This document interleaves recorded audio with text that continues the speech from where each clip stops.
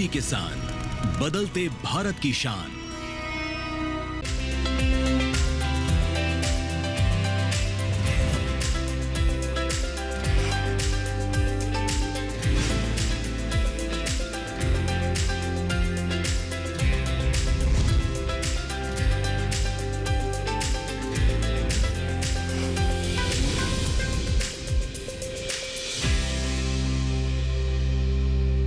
नमस्कार, आप देख रहे हैं दूरदर्शन किसान चैनल। मैं अदिति शर्मा सफल किसान कार्यक्रम में आप सभी का स्वागत करती हूं। हमारे इस कार्यक्रम में हम देश के अलग अलग हिस्सों से जो हमारे सफल किसान होते हैं, यानी कि ऐसे किसान जो कुछ अलग कर रहे हैं, कुछ नया कर रहे हैं, उनसे आपकी मुलाकात करवाते हैं। आज की हमारी इस कड़ी में भी एक ऐसे ही सफल किसान से हम आपकी मुलाकात करवाएंगे। नाम है इनका देवेंद्र सिंह गोयत। बता दें आपको, ये पारंपरिक खेती नहीं कर रहे बल्कि वर्मी कंपोस्ट के जरिए खेती करते हैं, पशुपालन भी करते हैं और मधुमक्खी पालन भी साथ में कर रहे हैं। अपने इन्हीं प्रयासों के चलते इन्होंने अपना अलग नाम बनाया है, ये मुकाम हासिल किया है। तो फिर आइए इनकी दास्तान को जानने के लिए रुख करते हैं उत्तर प्रदेश के गाजियाबाद के मिलक रावली गांव का।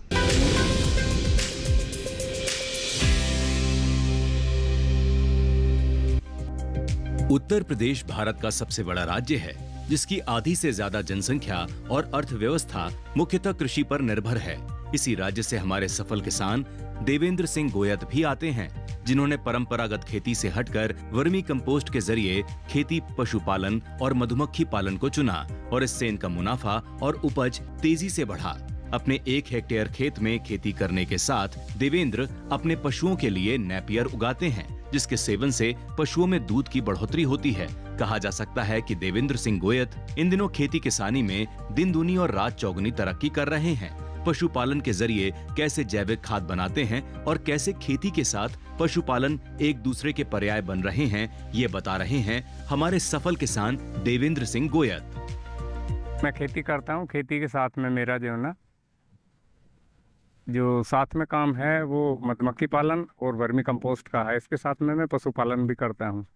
जो एग्रीकल्चर का वेस्ट है उससे पशुओं को चारे के रूप में देता हूँ, और वापसी जो उनका वेस्ट है, पशुओं का जो वेस्ट है, उससे वर्मी कंपोस्ट करके और मैं जैविक खेती करता हूँ उसमें।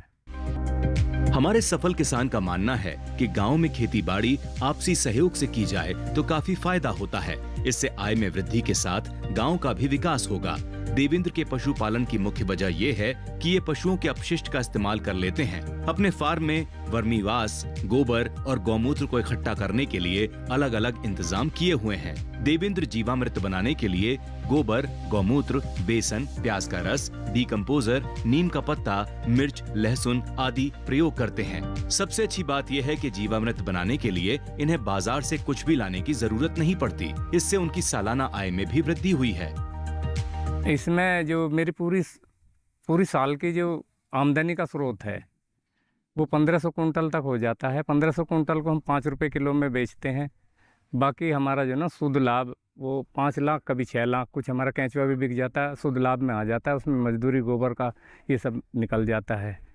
तो इसमें जब हम एवरेज देखते हैं 1 एकड़ से, जो हम अपनी गन्ने की खेती ले रहे हैं, तो हमें 1 एकड़ से हमें 1 लाख तक शुद्ध लाभ मिलता है, और इसमें हमें 5 गुनी लाभ मिल जाता है वर्मी कंपोस्ट से। देवेंद्र सिंह का प्रयास है कि खेती किसानी के अंतर्गत जितनी भी सुविधाएं होती हैं, वो सारी सुविधाएं ये खुद ही जुटा लें, जिससे इन्हें किसी पर निर्भर न रहना पड़े। इसी सोच के साथ इन्होंने शुरुआती दौर में एक छोटी सी गौशाला का निर्माण किया और कृषि विज्ञान केंद्र से परामर्श लेकर एक छोटी सी वर्मी कंपोस्ट यूनिट लगाकर नई शुरुआत की। वर्मी कंपोस्ट बनाने के लिए इन्हें बाहर से रॉ मटेरियल लाने की जरूरत नहीं पड़ती, बल्कि पशुओं के अवशेषों को प्रयोग में लेकर वर्मी कंपोस्ट बनाते हैं। इससे इन्हें काफी फायदा होता है। 15 साल में वर्मी कंपोस्ट के जरिए इसी तरह खेती कर देवेंद्र आसपास के किसानों को भी प्रोत्साहित कर रहे हैं। वर्मी कंपोस्ट के जरिए कैसे खेती की जाए और कैसे शेड बनाकर अच्छी खाद बनाई जाए, सुनिए सफल किसान की जुबानी। मैं लगभग 15 साल से वर्मी कंपोस्ट का काम करता हूँ। वर्मी कंपोस्ट करने के लिए और भाइयों को भी मैं प्रेरणा देता हूँ। मेरे पास लोग आते रहते हैं।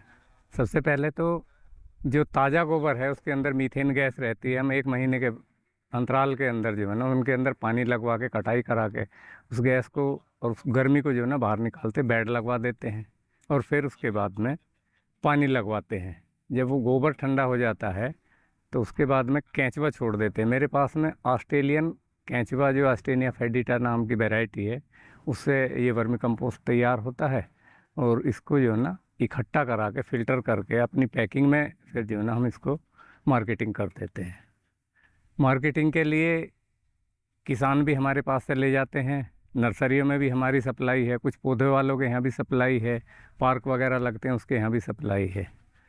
और ये तकनीकी जितनी भी जानकारी है मधुमक्खी पालन की और वर्मी कंपोस्ट की, ये कृषि विज्ञान केंद्र मुरादनगर से हमें प्राप्त होती है। वहाँ से मैंने कौशल विकास योजना के अंतर्गत जो है एक शिविर किया था, उसमें जो है ना अच्छी तकनीकी जानकारी मुझे वहाँ से मिली। वर्मी कंपोस्ट के लिए ऊपर से जो है या तो शेड का सिस्टम हो या फिर जो मल्चिंग कर देते हैं, उसके ऊपर जो है ना मल्चिंग करना भी ज़रूरी है। मल्चिंग से जब हमें पानी लगाने की बहुत कम रहती है या फिर शेड होनी ज़रूरी है। इसके लिए जब हम चयनित करते हैं वर्मी कंपोस्ट को तो सबसे पहले एक चीज़ देखते हैं कि वहाँ का पानी कैसा है, खारा पानी तो नहीं है। दूसरी, जिस जगह में हम लगाते हैं उस जगह के अंदर जो है ना ऊंची जगह होनी चाहिए, उसमें पानी नहीं भरना चाहिए, पानी के निकास का प्रबंध होना चाहिए। और ऊपर से पेड़ों के नीचे या फिर उस पर मल्चिंग करके रखनी चाहिए। और समय के अनुसार गर्मी है तो उसके अंदर जो है ना पानी लगाते रहना चाहिए। ठंड है तो जब सर्दी बढ़ती है तो बेडों की ऊंचाई जो है ना वो बढ़ा लेनी चाहिए। मेरे पास में 1 एकड़ के अंदर मैं वर्मी कंपोस्ट का कार्य करता हूँ, जिसमें प्रति महीने जो एवरेज आता है मेरा 125 कुंटल प्रति का आता है। लगभग मैं जो है ना 1400-1500 कुंटल में एक साल में 1 एकड़ से वर्मी कंपोस्ट निकाल देता हूँ। अपनी पैकिंग करके फिर उसको मार्केटिंग सप्लाई कर देता हूँ और अपने खेतों वगैरह में डाल देता हूँ। वर्मी कंपोस्ट खेती सामान्य तौर पर होने वाली खेती से अलग है और इसमें जैविक खाद का ही प्रयोग किया जाता है। इसी वजह से जैविक खेती में वर्मी कंपोस्ट का काफी महत्वपूर्ण स्थान है। इसका उपयोग तब और आसान हो जाता है जब पशुपालन के साथ किसान खेती करते हैं। अगर किसान वर्म फार्मिंग पर ध्यान दें तो इससे मिट्टी की सेहत में सुधार के साथ किसान की आय में भी वृद्धि होगी।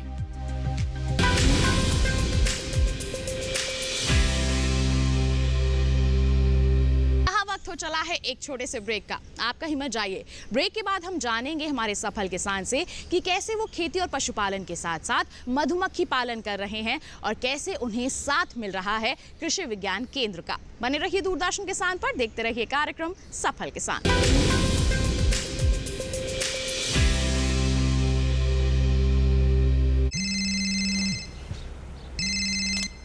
हेलो राजेश जी, मैं पुलिस थाने से बोल रहा हूँ। फिर से आप डिजिटल अरेस्ट में हो, दूसरे कमरे में जाइए अकेले। आपके पार्सल में ड्रग्स मिले हैं, लंबे जाएंगे। 10 लाख दीजिए, बच जाएंगे। सर इतने कहाँ से? एक लिंक भेजा है, अभी प्रोसेसिंग के लिए 2 लाख भेजिए, बाकी बाद में। 2 लाख? क्या हुआ पापा? बेटा ये कह रहे हैं कि मेरे पार्सल में से ड्रग्स मिले हैं। अरे काट दिया। पैनिक मत कीजिए पापा, डिजिटल अरेस्ट जैसा कुछ नहीं होता है, ये सब फ्रॉड है। फ्रॉड? पुलिस, बैंक, आरबीआई इत्यादि के नाम से आने वाले साइबर अपराधियों के फोन या वीडियो कॉल से सावधान रहें। उन्हें कोई पैसे ना भेजें और तुरंत पुलिस में रिपोर्ट करें। अगर समझदारी नहीं दिखाओगे तो पैसे गवाओगे। आरबीआई कहता है जानकार बनिए, सतर्क रहिए।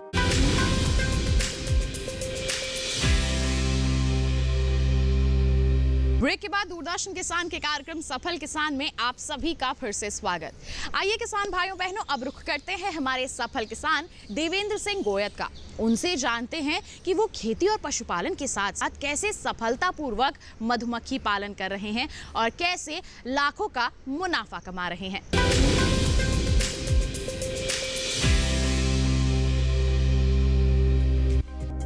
मधुमक्खी पालन की शुरुआत करने पर 35 से 40 हजार रुपए तक का खर्च आता है।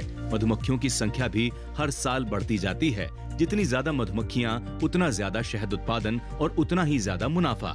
मधुमक्खी पालन ग्रामीण क्षेत्रों में मुनाफा देने वाले व्यवसायों में एक माना जाता है। सरकार भी किसानों को इस व्यवसाय को अपनाने के लिए लगातार प्रोत्साहित करती रहती है। केंद्र सरकार भी मधुमक्खी पालन पर 80 से 85% तक सब्सिडी देती है। इसके अलावा राज्य सरकारें भी किसानों को इस व्यवसाय को अपनाने के लिए प्रोत्साहन देती रहती हैं। वहीं किसानों को मधुमक्खी पालन के दौरान हर संभव मदद करने के लिए राष्ट्रीय मधुमक्खी बोर्ड ने नाबार्ड के साथ टाई अप कर रखा है। दोनों ने मिलकर भारत में मधुमक्खी पालन बिजनेस के लिए फाइनेंसिंग स्कीम भी शुरू की है। देवेंद्र मधुमक्खी पालन भी करते हैं, जिसके जरिए 10 से 15% पॉलिनेशन में वृद्धि होती है और अकेले मधुमक्खी पालन से ही उन्हें सालाना 5 से 6 लाख रुपए का फायदा हो जाता है, वो भी सारे खर्चे निकालने के बाद। इसके लिए किन बातों का रखें ध्यान, सुनिए। जो हमारी 1 हेक्टेयर मेरे पे ज़मीन है, 1 हेक्टेयर में मैं टुकड़ों में खेती करता हूँ, जिसमें जो है ना पशुओं का चारा भी करता हूँ। सुपर नेपियर, जो पशुओं के लिए हरा चारा बराबर उपलब्ध होता रहता है। उसके साथ में छोटी मक्का की खेती, धान की खेती और गन्ने की खेती भी करता हूँ। उसके साथ में अपनी साग सब्जियों का जो काम है वो भी उसके साथ में चला हुआ है। धान के साथ बाद में जो है ना सरसों वगैरह ले लेते हैं और गेहूँ वगैरह जो हम अपने लिए कर लेते हैं। और बाकी जो है ना वर्मी कंपोस्ट से और मधुमक्खी से जो है ना अपना व्यवसाय चलाए हुए हैं। मेरा मधुमक्खी पालन का काम है और ये इटालियन मेलिफेरा नाम की एक प्रजाति है जो आजकल जो पूरे भारत के अंदर जो है ना पाली जा रही है। इससे मैं मधुमक्खी पालन का काम करता हूँ। 150 और 200 बॉक्सों के बीच में मेरे रहते हैं। मधुमक्खी बेचने का भी काम करता हूँ, उसके साथ में हनी का भी काम करता हूँ। और ये मधुमक्खी पालन मुझे 12 साल से कर रहा हूँ। मैं 150 से 200 बॉक्सों से जो है ना 25 कुंटल से 30 कुंटल हनी का उत्पादन कर लेता हूँ। बीच बीच में माइग्रेशन करना पड़ता है इसके अंदर जो है, और इसको जो है ना अपने प्रोसेसिंग करके इसको हम जो है ना मार्केटिंग निकाल देते हैं और जो हमारा बचता है उसको जो है ना थोक डीलरों को यहाँ सप्लाई कर देते हैं उसकी जो है। एक्सपर्ट की माने तो 10 पेटी से मधुमक्खी पालन की शुरुआत करने पर 35 से 40 हजार रुपए तक का खर्च आता है। मधुमक्खियों को रखने के लिए किसानों को कार्बनिक मोम के डब्बे की व्यवस्था करनी होती है। इस डब्बे में 50 से 60 हजार मधुमक्खियां एक साथ रखी जाती हैं। इन मधुमक्खियों द्वारा तकरीबन 1 क्विंटल शहद का उत्पादन होता है। बाजार में शहद की मौजूदा कीमत 400 से 700 रुपए प्रति किलोग्राम तक होती है। अगर आप प्रति बॉक्स 1000 किलोग्राम की शहद बनाते हैं तो आप प्रति महीने में 5 लाख रुपए तक का शुद्ध मुनाफा हासिल कर सकते हैं। आज की आवश्यकता है छोटी जोत जो हमारी बनती हुई जा रही है, अब उसमें छोटी जोत में हम अपनी आमदनी को कैसे बढ़ाएं। तो खेती के साथ में हम जो है ना तरह तरह के कार्य, जैसे मधुमक्खी का कार्य है, इसको भी अपने पशुपालन का कार्य है, वर्मी कंपोस्ट का है और फूलों का है, नर्सरियों का है। इसको बनाए रखेंगे तो हमारी आमदनी जो है ना वो कम नहीं होगी और अच्छा परिवार से जो है ना खर्चा चलता रहेगा। तो ये जो मधुमक्खी पालन है, इसकी साफ़ सफाई का ध्यान रखना, इसका माइग्रेशन का ध्यान रखना, इसको समय पे क्वीन बनाने का काम करना और इसको जो हमारे जितनी भी जो सफाई का ध्यान रखना, जो कीड़े मकोड़े हैं उनके समय से पहले दवाई देना और बॉक्सों की साफ़ सफाई का ध्यान रखना। हनी से जो मेरी आमदनी है प्रति बॉक्स से जो है ना 4 केजी से 5 केजी का एवरेज आ जाता है प्रति एक बॉक्स से, और लगभग 25 कुंटल से 30 कुंटल जो है ना शहद का उत्पादन होता है, जिसमें मैं अधिकतर शहद जो है ना अपने घर से बेचने की कोशिश करता हूँ प्रोसेसिंग करके जो है, और बाकी जो मेरा रह जाता है उसको जो मैं मार्केटिंग में प्रोसेसिंग यूनिट वालों को दे देता हूँ। तो मेरी कुल साल भर की जो कमाई है खर्चा काटने के बाद में, इसमें मुझे फीडिंग भी करनी पड़ती है, इसके अंदर मुझे जो है मजदूरी भी देनी पड़ती है, इसके अंदर मुझे जो ट्रांसपोर्ट का भी है, तो मैं 5 से कभी कभी 6 कभी कभी 5 से 6 लाख रुपए शुद्ध लाभ के रूप में जो इससे निकाल लेता हूँ। देवेंद्र को उनकी अनोखी खेती किसानी के चलते आज आसपास के गांव के लोग भी जानने लगे हैं, लेकिन यह काम और नाम वो कैसे कर पाए और किसकी मदद से कर पाए, ये जानना भी जरूरी है।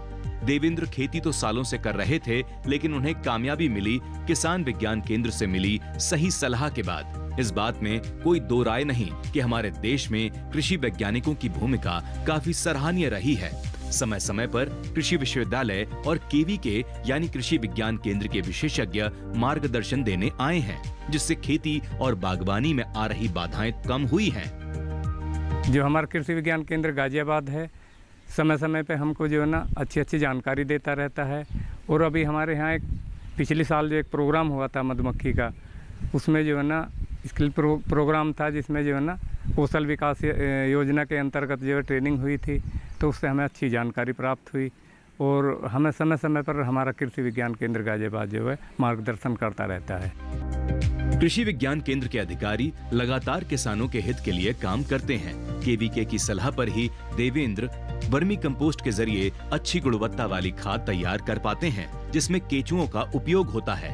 वर्मी कंपोस्ट एक प्राकृतिक उत्पादन प्रक्रिया है जो कीटाणुओं के सहयोग से जैविक अपशिष्टों को कंपोस्ट बनाने का काम करती है। इस बारे में गाजियाबाद के किसान विज्ञान केंद्र के प्रभारी डॉक्टर प्रमोद कुमार क्या जरूरी जानकारी दे रहे हैं, सुनिए। जो आज के समय में जो सबसे अधिक समस्या उत्पन्न हो रही है जलवायु परिवर्तन की, तो इन समस्याओं से किस प्रकार से हम निजात पाएं, तो इसी को ध्यान में रखते हुए हमने कृषि विविधीकरण और एकीकृत खेती पद्धति के मॉड्यूल पर विभिन्न प्रशिक्षण कार्यक्रम आयोजित किए गए, जिसमें हमारे केंद्र पर 25 प्रशिक्षणार्थियों ने भाग लिया था।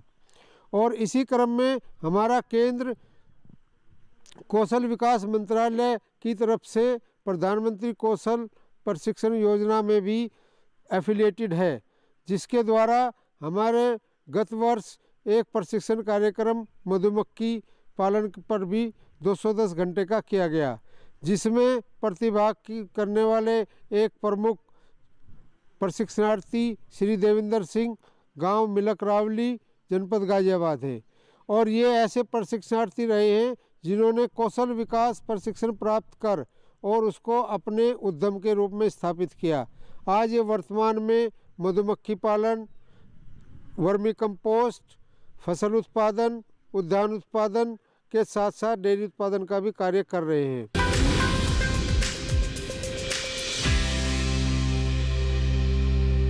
एक और छोटे से ब्रेक का आप कहीं मत जाइए। ब्रेक के बाद हम वर्मी कंपोस्ट के अलग अलग पहलुओं के बारे में विस्तार से जानेंगे। बने रहिए दूरदर्शन किसान पर, देखते रहिए कार्यक्रम सफल किसान।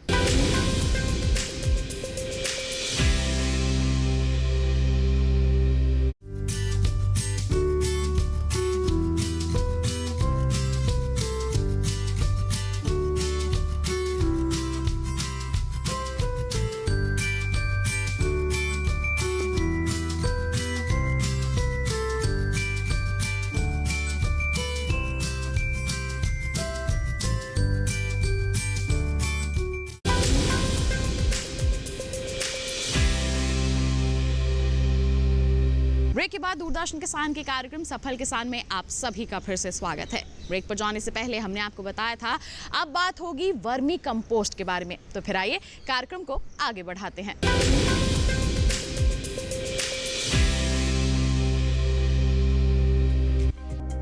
वर्मी कंपोस्ट यानी केचुए द्वारा की गई खेती से किसानों को खूब लाभ पहुंच रहा है। केचुआ बहुत अधिक मात्रा में खाना खाने वाला होता है। ये बायोडिग्रेडेबल पदार्थ का भक्षण करते हैं और उसका कुछ भाग अपशिष्ट पदार्थ या वर्मी कास्टिंग के रूप में बाहर छोड़ते हैं। पोषक तत्वों से युक्त वर्मी कास्टिंग पौधों के लिए एक पौष्टिक खाद है।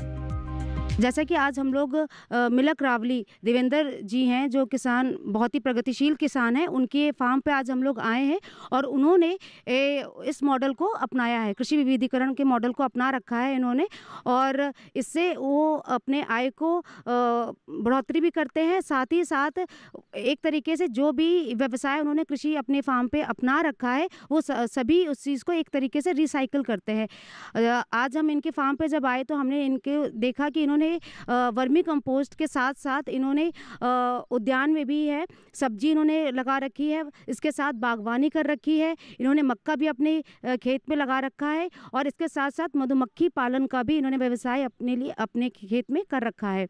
और मधुमक्खी पालन ये भी एक कृषि क्षेत्र में बहुत ही अच्छा व्यवसाय है। मधुमक्खी पालन जो है ये एक घरेलू और कम खर्चीला वाला व्यवसाय है। इस व्यवसाय को भी किसान भाई अपना के अपने आय को बढ़ा सकते हैं। साथ ही जो मधुमक्खी पालन है इसमें ख़ास तौर से कृषि क्षेत्र को में ये एक सामंजस्य बना के रखता है, क्योंकि जो मधुमक्खी पालन है इसमें पर परागण जो पॉलिनेशन के लिए उद्यान में और बागवानी में खास तौर से उपयोग करे जाते हैं, तो उसको उपयोग करके जो उत्पादन है, फसल है, वो 1/4 उसको बढ़ा सकते हैं। तो मधुमक्खी पालन भी एक काफ़ी अच्छा इसमें रोल प्ले करता है उद्यान में, खास तौर से बागवानी के लिए। अगर वर्मी कल्चर को पूर्ण रूप से अपनाया जाए तो खेती के लिए काफी मददगार साबित होगा। वर्मी कल्चर में पौधे और मिट्टी की उर्वरता में सुधार करने का एक लाभकारी तरीका है। वर्मी कल्चर मुख्य रूप से कीड़ों के प्रजनन पर ध्यान केंद्रित करता है ताकि उनकी आबादी बढ़ाई जा सके। फिर फसलों की वृद्धि और विकास को बढ़ावा देने के लिए वर्मी कंपोस्ट तैयार किया जाता है। ये सब कैसे करें और किन बातों का रखें खास ख्याल, ज्यादा जानकारी दे रही हैं मृदा वैज्ञानिक डॉक्टर आकांक्षा सिंह। आज मिलक रावली में देवेंद्र जी के यहाँ आई हूँ। यहाँ पे ये वर्मी कंपोस्ट यूनिट चला रहे हैं, जैसा कि आपको देख पा रहे होंगे आप सभी। मैं मृदा वैज्ञानिक हूँ, तो मैं ये कहूँगी कि वर्मी कंपोस्ट जैसी कंपोस्टिंग इकाई लगाना हर किसान के लिए बहुत अच्छा है और ये आपके मृदा स्वास्थ्य के लिए भी बहुत अच्छा रहेगा। वर्मी कंपोस्ट आज के समय में बहुत सारे किसान कर रहे हैं, तो उन्हें जो है कुछ खास बातों का ध्यान रखना चाहिए, जैसे कि केंचुए की प्रजाति कौन सी लेनी है, खाद कौन बनाने के लिए गोबर की क्वालिटी कैसी होनी चाहिए। कहते हैं देसी गाय का गोबर, जो कि आपको गौशालाओं में इजीली मिल जाएगा, आप उसे ले सकते हैं। आसानी से प्राप्त होने वाला गोबर भी आपको कम रेट पर मिल सकता है। इसके अलावा देवेंद्र जी यहाँ पे जो इकाई लगा रखी है इन्होंने, बहुत ही अच्छे से इस पे काम कर रहे हैं। छायादार जगह में लगा रखी है, इसका भी आपको ध्यान रखना चाहिए। पानी की निकासी होनी चाहिए समय समय पे, अगर गर्मी का समय है तो समय समय पे पानी देते रहना चाहिए। याद रखिए किसान भाई, आपको ये नहीं सोचना है कि वर्मी कंपोस्ट हमारा कभी जल्दी तैयार हो जाता है कभी लेट, तो इसका भी कारण है। अगर सर्दी है तो आपका वर्मी कंपोस्ट तैयार होने में 3 से 3.5 महीने लेगा, लेकिन अगर गर्मी आए तो कई बार वो 2.5 महीने में भी तैयार हो जाता है। केंचुओं को आप छान कर जब आप नया मतलब वर्मी कंपोस्ट बना के जब आप नया गोबर डालने चले तो उसे ठंडा करके डालें, और वर्मी कंपोस्ट के जो बेड हैं वो उनकी लंबाई चौड़ाई और पानी की निकासी का खास ध्यान रखेंगे, तो आपका वर्मी कंपोस्ट इकाई बहुत अच्छे से काम करेगी। मिट्टी की सेहत के लिए रासायनिक खाद को छोड़कर ज्यादा से ज्यादा जैविक खाद का प्रयोग करना चाहिए, जिससे मिट्टी की उर्वरता काफी अच्छी होगी और फसल भी अच्छी होगी।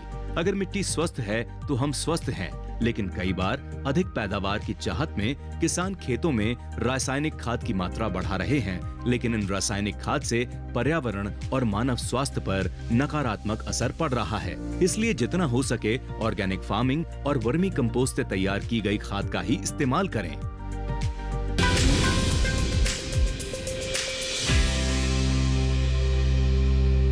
तो ये था हमारा आज का कार्यक्रम सफल किसान, जिसमें आपने हमारे सफल किसान से मुलाकात की, उनके सफर को जाना, उनकी कड़ी मेहनत को जाना।